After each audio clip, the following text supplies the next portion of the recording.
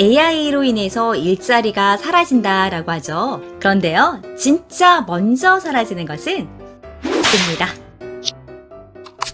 안녕하세요. 리더십 전공자가 알려주는 관계의 법칙을 이야기합니다. 홍선영TV의 홍선영입니다. 요즘 평생 직장 이런 말 잘 사용하지 않죠.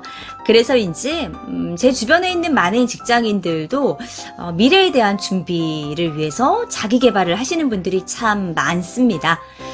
준비하지 않으면 약간 불안한 마음이 드는 요즘인 것 같아요. 나는 앞으로 무엇을 하며 살아가야 될까?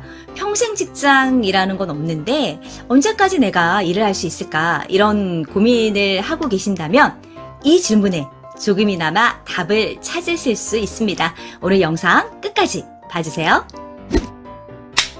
여러분들도 일을 하면서 AI로 인한 변화를 크게 또는 작게 느끼고 계실 거예요. 가장 큰 변화는 업무 효율이 엄청나게 좋아졌다는 건데요.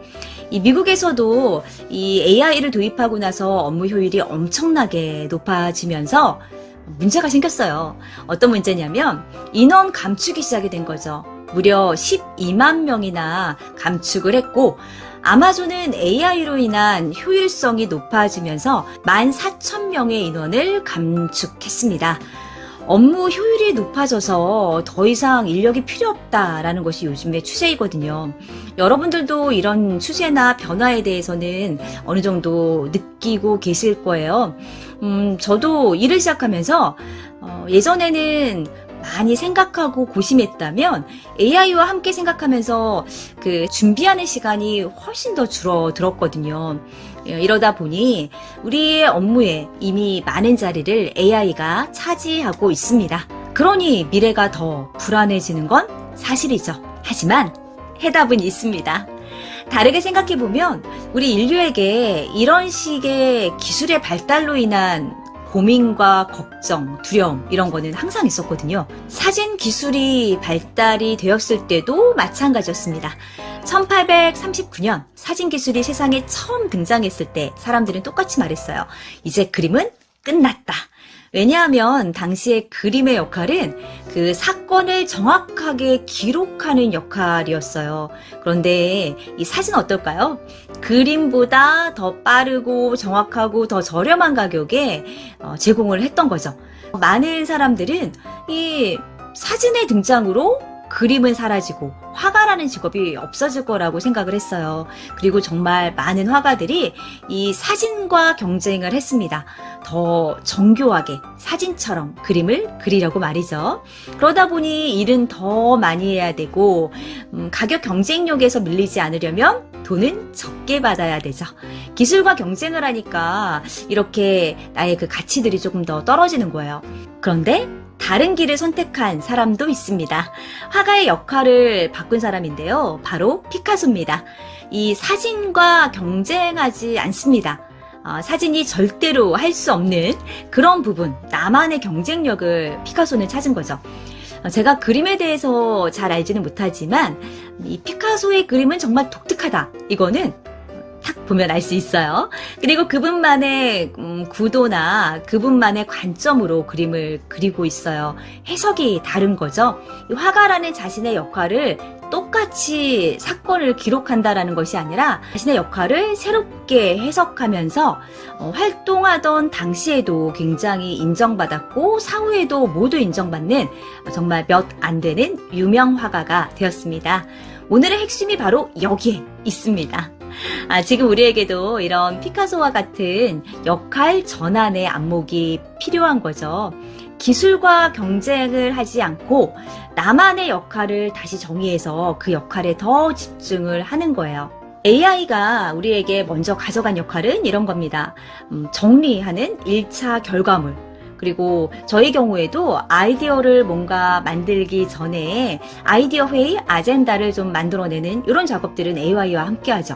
하지만 그 이상의 일은 결국은 제가 해야 되는 일이거든요. 같은 신입이어도 시켜야 하는 일, 이 이외에 나의 역할에 집중을 하면 일을 하는 태도나 결과물도 조금 다르게 나타납니다. 한 회사의 업무 지시 장면을 한번 소개해 드릴게요. 같은 업무 지시를 받아도 이 두 직원의 평가가 완전히 달라집니다. 김사원, 이 자료를 시간대별로 정리해서 10부 준비해줘요. 네, 팀장님, 시간대별로 정리해 드리겠습니다. 두 번째 직원은요. 팀장님, 10부면 회의 때 사용하실 것 같은데 이 자료를 결정용으로 사용하실 건가요? 결정용이면 핵심만 정리하고 공유하는 용도면 흐름으로도 다시 한번 정리해보면 어떨까 싶어서요. 같은 업무 지시를 받았지만 이 두 직원의 역할이 조금 다르죠. 그 일에서 나의 역할이 대체 무엇일까? 이것을 먼저 한번 생각해 보세요. 오늘 이야기의 핵심은 하나입니다. AI의 등장으로 인해서 많은 일자리가 사라진다고 하지만 그런 일자리는 한정적이다. 아직도 회사에서 시키는 일에만 머무는 그런 역할을 한다면 내 자리는 언제든지 불안해진다는 거죠. 상사가 일을 지시했을 때 얼마나 빨리 할까? 여기에 대한 고민보다는 이제는 나의 역할에 조금 더 집중해서요. 이런 질문을 한 번 더 해보시면 좋을 것 같아요. 이 일의 목적이 무엇인지, 이 일에서 나의 역할이 무엇이지? 이런 질문을 한번 해보시는 거예요. 이런 질문을 하는 순간 여러분은 일을 받는 사람이 아니라 그 역할을 맡는 사람이 됩니다. 요즘 회사에서 자리가 불안하다라고 느껴진다면 능력을 늘리기 전에 내가 어떤 역할에 서 있는지 그 지점에서부터 점검해 보셔도 좋겠습니다. AI 시대에 살아남는 사람은 가장 똑똑한 사람, 이것만은 아니에요. 조직의 방향에 맞게 자신의 역할을 설계할 줄 아는 그런 모범 팔로워입니다. 오늘의 이야기는 직장에서 나의 역할을 찾는 그런 팔로워에 대해서 소개를 해드렸습니다. 오늘 영상이 도움이 되셨다면 좋아요와 구독도 부탁드립니다. 저는 다음 시간에 보다 유익한 영상으로 찾아뵙겠습니다. 고맙습니다.